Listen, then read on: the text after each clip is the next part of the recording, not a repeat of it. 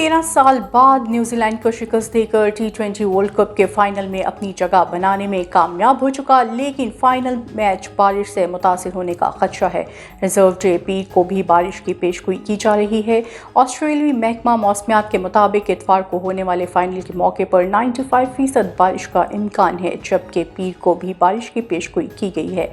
ICC rules के मुताबिक semifinal में बारिश हुई तो ग्रुप की टॉप टीम फाइनल में चली जाएगी। फाइनल में भी बारिश होती रही तो ट्रॉफी दोनों टीम्स उठाएंगी।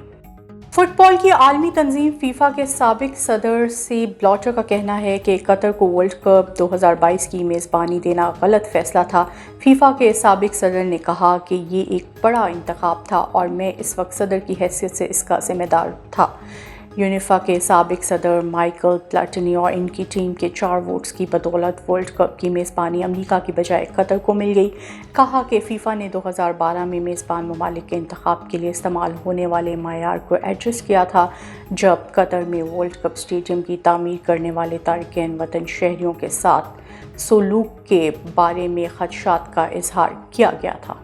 पाकिस्तानी क्रिकेट टीम के कप्तान बाबर आजम ने कहा है कि न्यूजीलैंड को शिकस्त देने के बाद हम हर लम्हे को एंजॉय कर रहे हैं। मालूम नहीं फाइनल में भारत या इंग्लैंड के साथ सामना होगा, लेकिन हमारी तवज्जो फाइनल पर है। न्यूजीलैंड के खिलाफ सेमीफाइनल मैच जीतने के बाद बात करते हुए कौमी टीम के कप्तान का कहना था कि टीम ने बहुत अच्छा खेला। शायकीन की बहुत बड़ी तादाद स्टेडियम में मौजूद थी जिनके मशहूर हैं। ऐसा लग रहा था जैसे हम घर पर खेल रहे हैं।